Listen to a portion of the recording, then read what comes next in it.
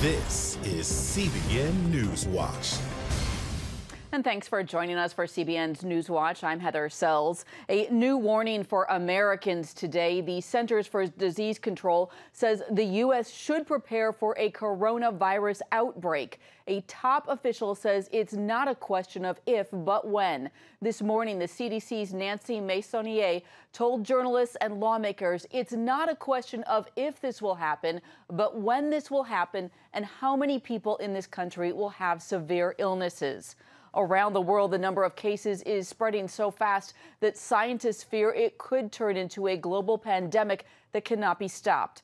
The World Health Organization is not ready to declare it a pandemic just yet, but others say we are close and the world should be prepared.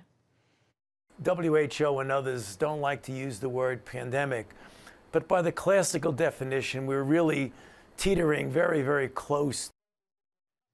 CBN's health reporter Lori Johnson and senior international correspondent George Thomas join us now for more. Lori, we just learned this. What is the latest from the CDC? Well, the CDC is saying everybody be prepared for outbreaks. Remember, outbreaks and epidemics are different. Outbreak means basically there are more cases than normal. And by being prepared, what does that mean?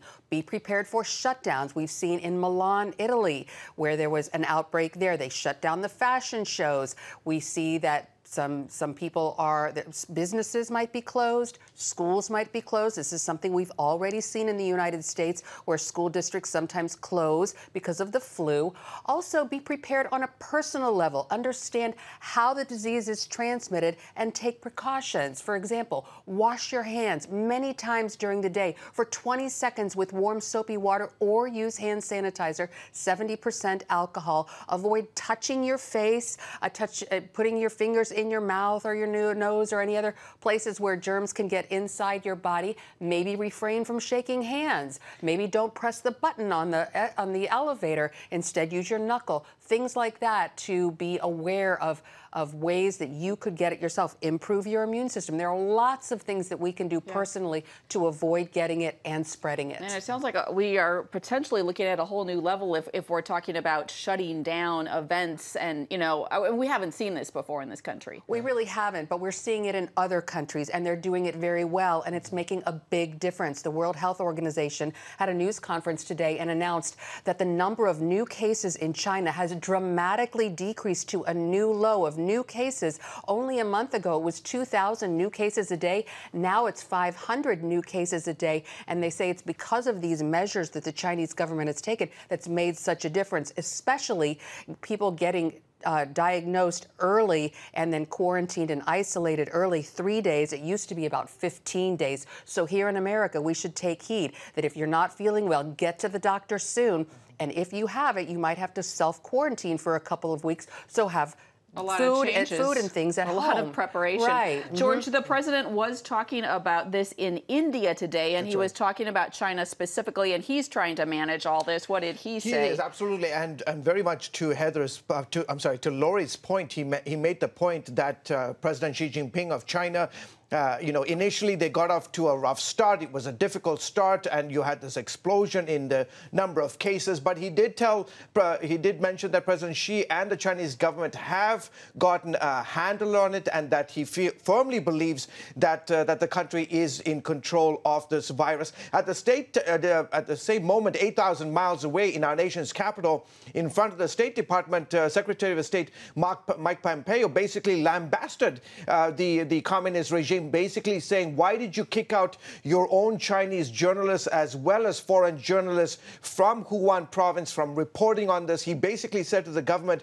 you could have managed this a lot better in the initial days back in late December, when you could have come out and just told us the truth. Did not have to kick out all these reporters to try and hide what was going on. You should have come out and be more forthright with us. But now, obviously, he has been very, very critical of the government. government in Beijing. Somewhat mixed message there. Yeah, absolutely, yes. Okay, and just briefly on Africa, you just returned from there. What is the thinking on that continent? Oh, they're very, very concerned. Why? Because look at all the efforts the Chinese have made, you know, the Italians, other Croatia, and what the United States is going to do. Africa is by no means, they don't have the wherewithal, they don't have the medical infrastructure to deal with this. You look at, they don't have masks, they don't have all this latest technology. So the big concern is that if any part of Africa, if they get cases and you begin to see a spread, we would be dealing with a much more serious situation on the continent of Africa. All right. Well, Lori, thanks for following up quickly on that CDC announcement. And George, we'll be back with you in a minute. Yeah. As we mentioned earlier, President Trump is wrapping up a two-day visit to India, the world's largest democracy. He and the First Lady were the guests of honor at a state banquet held at the presidential palace in New Delhi. India's president said Trump's visit had opened a new chapter in U.S.-India ties. Earlier in the day, Trump met with India's controversial Prime Minister Narendra Modi. The two leaders have developed a close relationship in the last few years. Religious freedom is a big concern in India, and President Trump was asked about it during a news conference. Here's what he said. I will say that the Prime Minister was incredible on what he told me. He wants people to have religious freedom, and very strongly. And he said that in India they have worked very hard to have great and open religious freedom. So, again, George, the president trying to manage a challenging situation here. What are your thoughts on his response? Well, I mean, he clearly has not read the recent Open Doors World Watch list of the worst countries in the world to be a person of faith, specifically a Christian. India is number 10. It is the 10th worst place in the country to be a Christian, and he clearly needs to read that report. Why? Because under the leadership of Narendra Modi, we have seen widespread attacks, and this is not actually the same video, but we've seen widespread attacks against Christians led by Hindu radicals, and it's been devastating from big cities to small remote villages and towns. Hindu radicals have gone on a rampage, attacking churches, attacking Christians. These village pastors, all they want to do is tell other people about Jesus Christ, and these mobs of Hindus would come and attack them. That is why today Open Doors has declared India the number 10 worst place in the world to be a person of faith, specifically to be a Christian. So the president's remarks help or hurt, or to be seen? No, I mean, I think some of it is, you know, it's stagecraft. You don't want to necessarily criticize openly a leader who's standing next to you. Hopefully, behind the scenes, behind closed doors, the president has been forthright with Mr. Modi and really has pressed him on the issue of religious freedom in India. Okay, and I think we were just seeing video of riots on the streets in New Delhi between Hindus and Muslims. What is really behind that? Well, I mean, on one hand, you see the persecution rise against Christians, and just recently, India passed this very controversial citizenship law that basically says that if you are a Christian from Bangladesh, neighboring Bangladesh, Nepal, Pakistan, or even a Buddhist or a Hindu, you can get citizenship, Indian citizenship, immediately. However, if you are a Muslim who lives in Bangladesh or Nepal, you will not get that citizenship. And so today you saw very, very close to the president's meeting with Narendra Modi, you saw hundreds of people taking to the streets protesting, both Hindus and Muslims. So this is a party that is an equal opportunist when it comes to discriminating and putting pressure on other faiths in the country. All right, George Thomas, thanks for your reporting. You're welcome. Turning to the Middle East, a shaky truce between Israel and terrorist groups in Gaza appears to be holding. The ceasefire began late Monday after Palestinian Islamic jihadists fired more than 90 rockets into Jewish communities in southern Israel. Israel's Iron Dome anti-missile system intercepted most of the rockets, while Israel struck back at targets inside Gaza. There were no Israeli deaths or serious injuries, but schools remain closed and roads to the area near Gaza are just beginning to reopen. Prime Minister Benjamin Netanyahu warned Hamas Monday that if it doesn't rein in Islamic Jihad, Israel will begin a devastating military campaign against the terrorists. Well, as we've reported, President Trump has offered a peace plan for the Middle East, but he also faces a re-election battle this year. One pastor believes the president will win. Pastor Sean Boltz told CBN News' The Prayer Link that he believes that in the coming years, Trump will help bring solutions for the Middle East. I've been talking to Department of Defense members and praying and prophesying to them over North Korea and Syria and Gaza, West Bank, Israel, of course, Iraq. These guys who are in charge of these policies behind the scenes, a lot of them are Christians, and they're praying and believing that God wants to bring movement, not just incremental movement, but great movement forward for solutions to these different international problems. And Trump listens to them as his people in the Department of Defense who are making these policies and who are suggesting these policies. He's been listening. To catch the full interview with Sean Boltz and more, be sure to watch the Prayer Link. You can catch it tonight on the CBN News Channel at 6:30 Eastern. Well, here at home, Democratic presidential candidates have been campaigning across South Carolina and preparing for tonight's debate.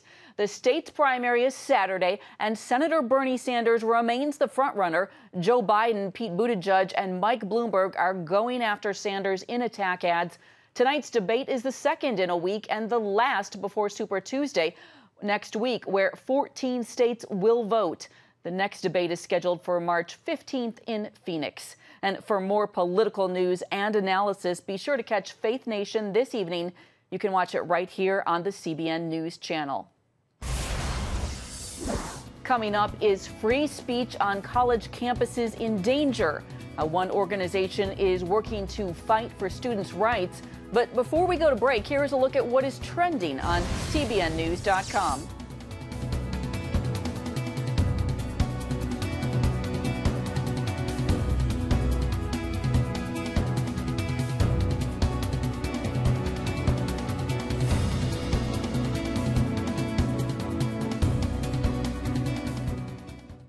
Hey, if you're tired and exhausted all day, you can't think clearly, and you really just need a cup or even a pot of coffee to get through your day, then join me, Dr. Josh Axe, for this new series where I'm going to teach you how to transform your diet and use essential oils and supplements to get a better night's sleep. Wake up to your best life. Call 1-800-700-7000 to get your free DVD or booklet of Protect Your Sleep today. It's about the competition. I kind of put that pressure on myself, and I think people had expectations. It's about overcoming. We use this phrase all the time, keep chopping, keep practicing hard. It's about going the distance. I think as a father, it's my job, to lead, just be the best husband and father I can be. Watch Going the Distance with Sean Brown Saturday night at 7:30 on the CBN News Channel. Orphans Promise is committed to loving and serving at-risk children, to helping keep families together, and to creating opportunities for strong and sustainable communities around the world. We're working in over 60 countries around the world, and with your help, we can do even more. There's an old African proverb I love that says, if you want to run fast, run alone. But if you want to run far, run together. At Orphans Promise, we want to run far so we can touch the lives of as many orphaned and vulnerable children as possible. But we don't want to go alone. We're out to change the world, one child, one family, one community at a time. Will you join us?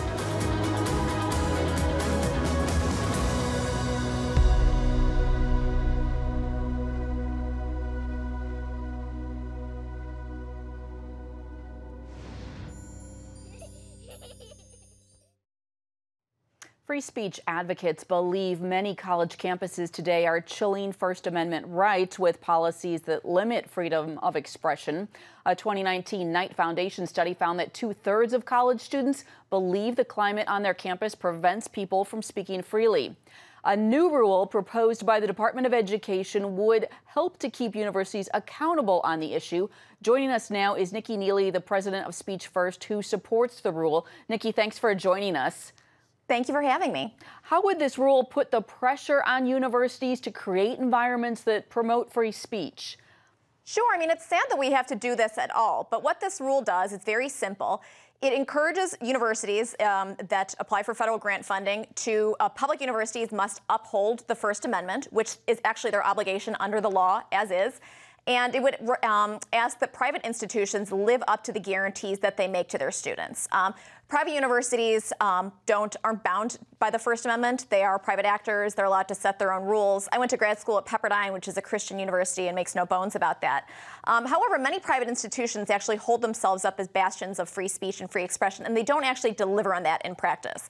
And so this just says, practice what you preach, or you won't have access to federal grant funding. And I think it's very simple. He who pays the piper calls the tune. And in this case, the federal government is saying, live by what you set. And if you're a public university, you must uphold the First Amendment, which you have to do anyway. And bear in mind, the federal government sets these kind of restrictions for lots of programs. Universities often have to uphold federal discrimination guidelines or federal anti-discrimination guidelines. And so this shouldn't be anything revolutionary, yet it's being met with a lot of resistance, somewhat surprisingly. Well, I do want to ask you about the private institutions, because there is concern that this rule could disincentivize them because they would say, hey, we'll just come up with weaker free speech policies if you're going to, get us into trouble over our own free speech policies that we've created. What's your response to that? I think universities should own it. If they don't plan on delivering rights to their students, then don't pretend like you do. Because I think if you go to a school that has in their handbook, that has on their website, we support free speech, we support free expression, and then you get there and you find out you don't, it feels like a bait and switch. And think about the cost of college today, $50,000, $60,000, $70,000 a year to get to school and find out, even though the website claims that you have free speech and free association, you don't. I think that's deceptive, and I don't think universities should be allowed to get away with that. Do you expect the Department of Education will go forward with this rule, Nikki? I think they will. They had it open for a comment period. And what's nice about this is this administration, unlike previous administrations, they opened it up through a proper rule and comment period. So there were lots of organizations, Speech First included, that submitted comments and feedback on how to maybe tailor the rule a little bit more going forward. One of our suggestions was, as the rule is currently written, it only allows the department to intervene if the final judgment has been made in a case that's been brought against a school. Our concern is that we defend students' rights primarily through litigation. Universities often change their policies after they've been sued to try and make a lawsuit go away. So we would actually like the department to be able to use a little bit more discretion to determine if a policy has been changed disingenuously to make the lawsuits go away, because unfortunately then you put students in the position of playing whack-a-mole. Every time rights are violated, a lawsuit has to be brought. The school changes its policies, and then when people aren't looking, they change them back. And so we'd like the school or the Department of Education to look and determine what's really going on and to have that discretion. All right. Well, I know this is a concern of a lot of people. A lot of college campuses have really clamped down on free speech, and so we'll be watching this, of course. Nikki, thank you so much for your time. Thank you. Still ahead, she lost 125 pounds. We will tell you how when we come back.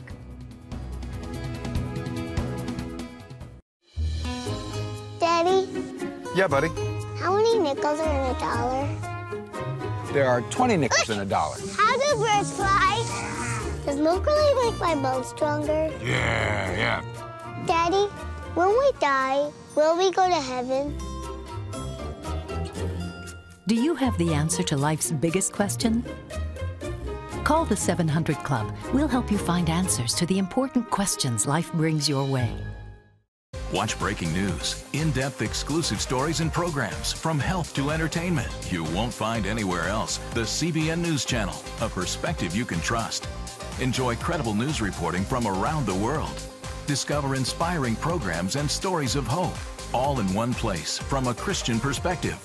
The CBN News Channel, a perspective you can trust. To watch the CBN News Channel, download the app or visit cbnnewschannel.com.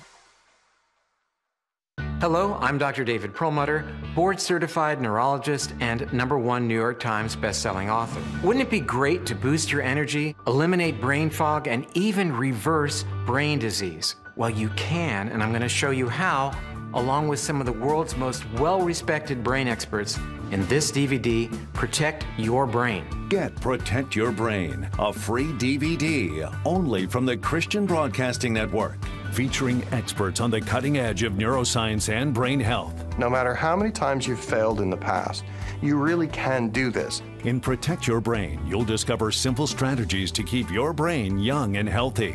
Improve your memory. Discover the gut-brain connection. In Protect Your Brain. Get your free copy at cbn.com or call 1-800-700-7000.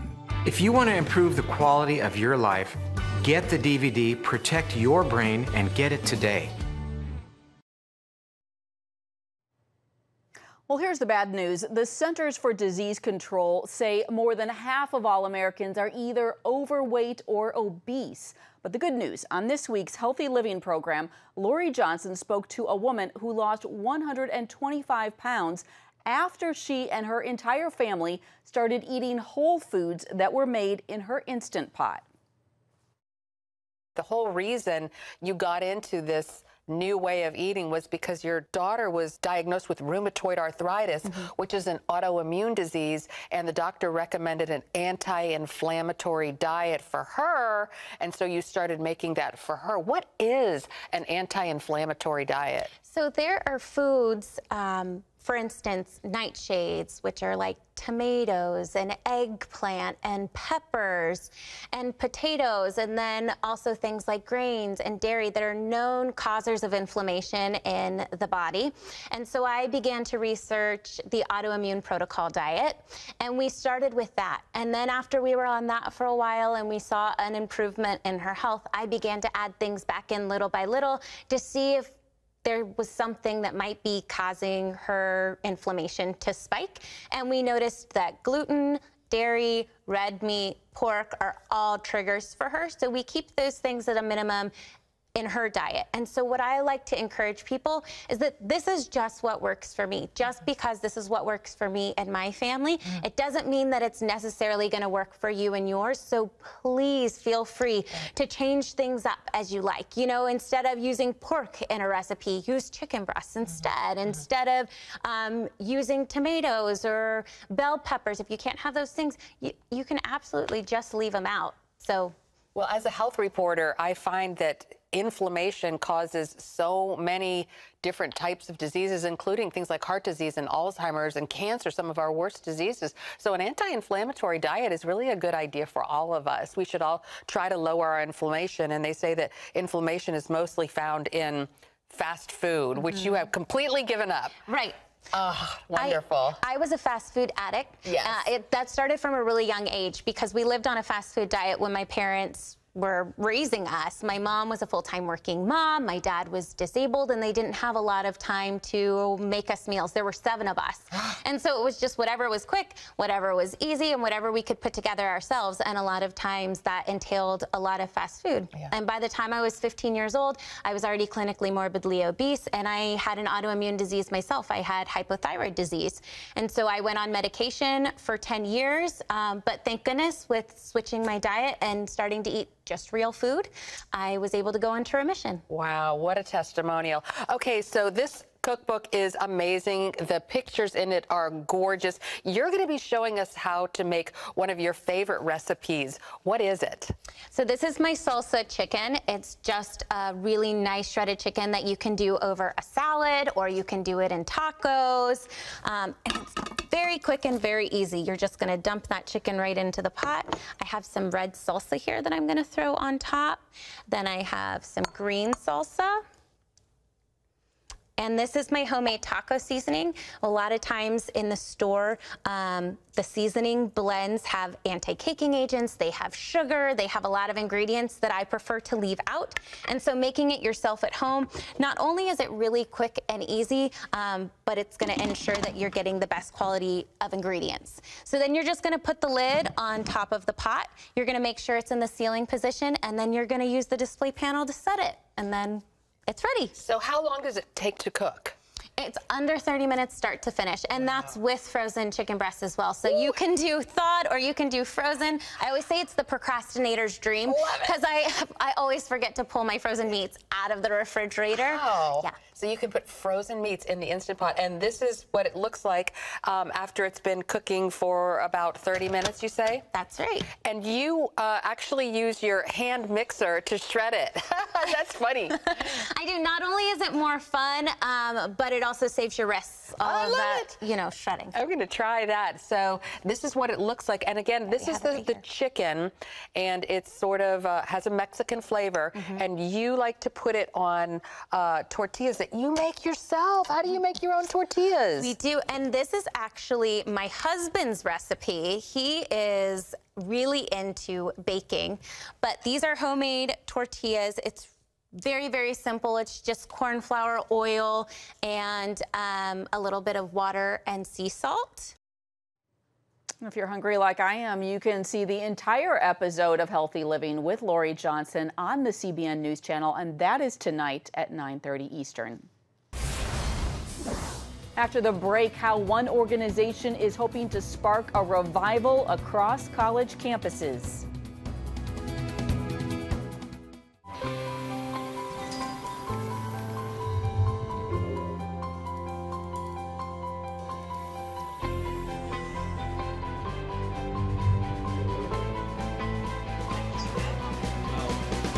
I am Regent's first ROTC graduate student.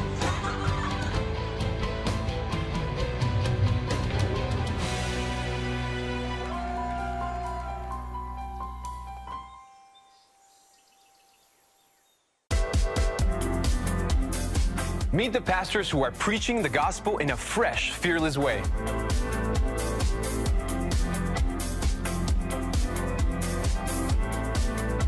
I'm Roberto Torres-Cedillo. Join me each week for Next Gen Voices.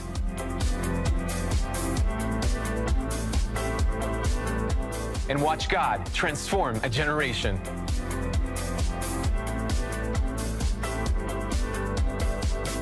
How'd you like to get a redo on your health, on your body, on your arteries, so you could have the energy you had 20 years ago? The great news is you can. I'm Dr. Mike Roizen, chair of the Wellness Institute at the Cleveland Clinic. I've written 4 New York Times bestsellers. But even better than having to read all that, you can listen to this DVD and watch it. Protect your heart? Yes, you can. Here's how. Go to CBN.com or call 1-800-700-7000 for your free copy of Protect Your Heart. Let the medical experts show you their new discoveries on how to avoid heart disease and even reverse it. Easy steps to uncover the hidden dangers in your medicine cabinet, reduce stress, and get a complete do-over for your health. Call 1-800-700-7000. That's 1-800-700-7000. Or go to CBN.com to claim your free copy of Protect Your Heart.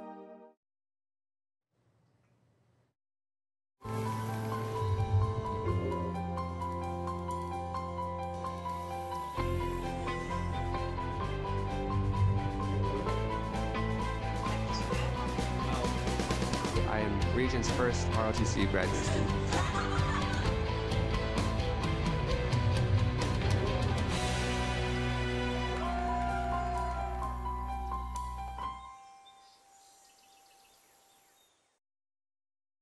This Thursday, college students across the country will be uniting in prayer.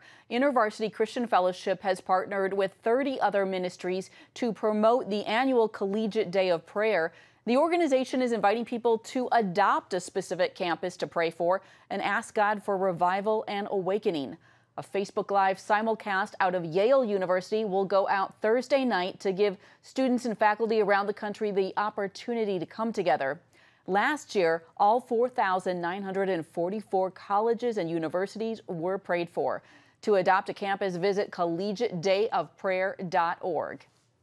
And that is it for this edition of CBN News Watch. We hope that you'll join us next time. Have a great day.